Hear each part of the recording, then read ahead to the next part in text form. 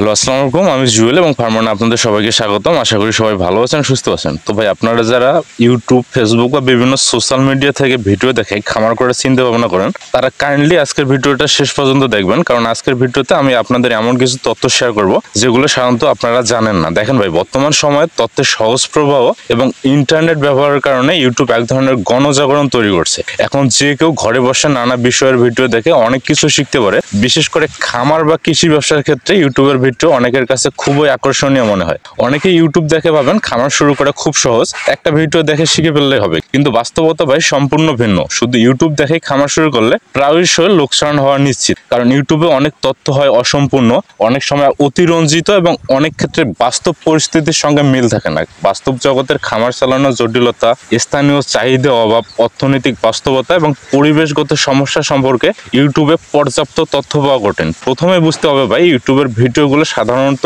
বড় খামারের কথা বলে, যেখানে উন্নত যন্ত্রপাতি, পর্যাপ্ত পুষ্টিকর খাবার, নিয়মিত পশু চিকিৎসা এবং অভিজ্ঞ কর্মী থাকে। কিন্তু গ্রামের ছোটখাটো খামারগুলোতে এইসব সুবিধা পাওয়া যায় না। ফলে ইউটিউব দেখানোর নিয়ম অনুসরণ করলে সেটি বাস্তব খামারের পরিস্থিতিতে পুরোপুরি মানায় না। অনেক সময় দেখা যায় ভিডিওগুলোতে পশুপালন খুব সহজ বলে দেখানো হয়, কিন্তু বাস্তবে পশুর রোগ, খাদ্যের মান, পরিবেশগত সমস্যা, জলবায়ু পরিবর্তন এবং স্থানীয় বাজারের চাহিদার ওঠানামা নিয়ন্ত্রণ করা কঠিন। ইউটিউব ভিডিওতে এইসব গুরুত্বপূর্ণ দিক খুব সহজে উপেক্ষিত হয়। ফলে যারা ইউটিউব ভিডিও দেখে খামার শুরু করেন, তারা ভুল তথ্যের কারণে ঝুঁকিতে পড়েন। খাদ্য ব্যবস্থাপনার কথা বললে ইউটিউবে অনেক ভিডিওতে বলা হয় গরুকে এমন খাবার দিন যা বেশি দুধ দেবে বা দ্রুত ওজন বাড়াবে, কিন্তু খাদ্যের গুণগত মান এবং সঠিক পরিমাণ না জানলে গবাদি পশুর শরীরের জন্য ক্ষতিকর হতে পারে। উদাহরণস্বরূপ, অনেক সময় খামারি অল্প খরচে খাবার দেওয়ার জন্য বাজারে সস্তা খাদ্যদ্রব্য বেছে নেন, যা আসলে পশুর জন্য পুষ্টিহীন বা দূষিত হতে পারে। এই ধরনের খাবার গরুর রোগ প্রতিরোধ ক্ষমতা কমিয়ে দেয় এবং দুধ উৎপাদন হ্রাস করে। ইউটিউবে সাধারণত এইসব ঝুঁকির কথা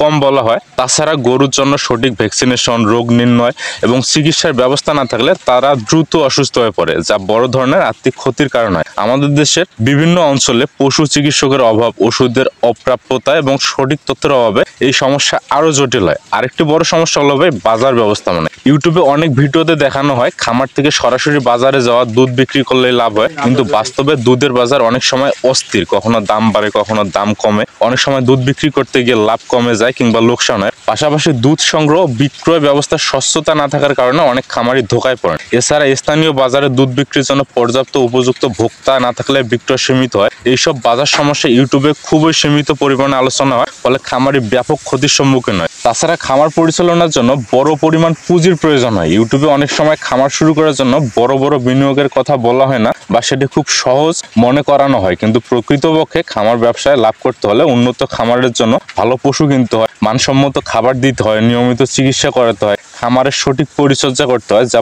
বড় ধরনের আর্থিক ব্যয় বহন করে। অধিকাংশ নতুন খামারি এই ব্যাপারটি বুঝতে না পারে ঋণ নিয়ে খামার শুরু করেন। ঋণ পরিশোধে ব্যর্থ হওয়ার কারণে অনেকে ব্যক্তিগত আর্থিক বিপর্যয়ে পড়েন। ইউটিউবে এরকম ঝুঁকি ও অর্থনৈতিক বাস্তবতার ব্যাপারে স্পষ্ট ধারণা দেওয়া হয় না। পরিবেশগত প্রভাবও একটি গুরুত্বপূর্ণ দিক। বাংলাদেশের বিভিন্ন অঞ্চলে জলবায়ুর ভিন্নতা, বন্যা, খরা, অতিরিক্ত গরম বা ঠান্ডার কারণে গবাদি পশুর জীবন যাত্রা প্রভাবিত হয়। ইউটিউবে এইসব বিষয় খুব কম আলোচনা হয়, ফলে যারা শুধু ভিডিও দেখে খামার শুরু করেন, তারা এই ধরনের প্রাকৃতিক দুর্যোগ মোকাবেলার প্রস্তুতি না থাকার কারণে বড় ধরনের লোকসান দেখতে পারেন। এছাড়া খামার পরিচালনার জন্য নিয়মিত কঠোর পরিশ্রম দরকার, যা ইউটিউবের ভিডিওতে প্রায়শই গুরুত্ব পায় না। অনেক সময় ভিডিওতে দেখানো হয় খামার হচ্ছে স্বয়ংক্রিয় এবং সহজ কাজ, কিন্তু বাস্তবে গবাদি পশুর নিয়মিত যত্ন, পরিষ্কার পরিচ্ছন্নতা, রোগ শনাক্তকরণ, খাদ্য পরিবেশনের নিয়মিত তদারকি প্রভৃতি কাজ করে। এইসব কাজ না করলে খামারের গবাদি পশুর উৎপাদন কমে যায় বা তারা অসুস্থ হয়। তাই যারা শুধুমাত্র ইউটিউব ভিডিও দেখে খামার শুরু করেন, তাদের বাস্তব পরিশ্রমের মাত্রা বোঝা হয় না এবং সময়ের সাথে তার হতাশ হয়। সবশেষে সামাজিক ও সাংস্কৃতিক দিক থেকে সমস্যা দেখা যায়। গ্রামের অনেক মানুষ এখনো খামারকে একটি পেছনের পেশা মনে করেন, ফলে নতুন উদ্যোক্তা হিসাবে খামার শুরু করলে পরিবারের সদস্য বা প্রতিবেশীর সমর্থন না পাওয়া যায়। ইউটিউবে এ ধরনের সামাজিক বাস্তবতার কথা কম বলা হয়। তাই যারা শুধু ভিডিও দেখে খামার শুরু করেন, তারা সামাজিক প্রতিবন্ধকতা অভিজ্ঞতার কারণে মানসিকভাবে ভেঙে পড়েন, যা ব্যবসার জন্য খুবই ক্ষতিকর। সুতরাং বলা যায় ইউটিউব থেকে খামার শুরু করলে লোকসান হওয়ার প্রধান কারণ হলো তথ্যের অসম্পূর্ণতা, বাস্তব সমস্যার অবজ্ঞা, অর্থনৈতিক ও পরিবেশগত বাস্তবতার সাথে মিল না থাকা, পর্যাপ্ত প্রস্তুতি না থাকা এবং প্রয়োজনীয় পরিশ্রম ও সময়ের মূল্য না বোঝা। ভাই, খামার ব্যবসা সফল করতে হলে শুধু ভিডিও দেখা নয়, মাঠে গিয়ে বাস্তব অভিজ্ঞতা অর্জন, স্থানীয় সমস্যা বোঝা, আর্থিক পরিকল্পনা ও বাজার বিশ্লেষণ প্রয়োজন। তা না হলে ইউটিউবের তথ্যের উপর অতিরিক্ত নির্ভরশীলতা বড় ধরনের ক্ষতির কারণ হতে পারে।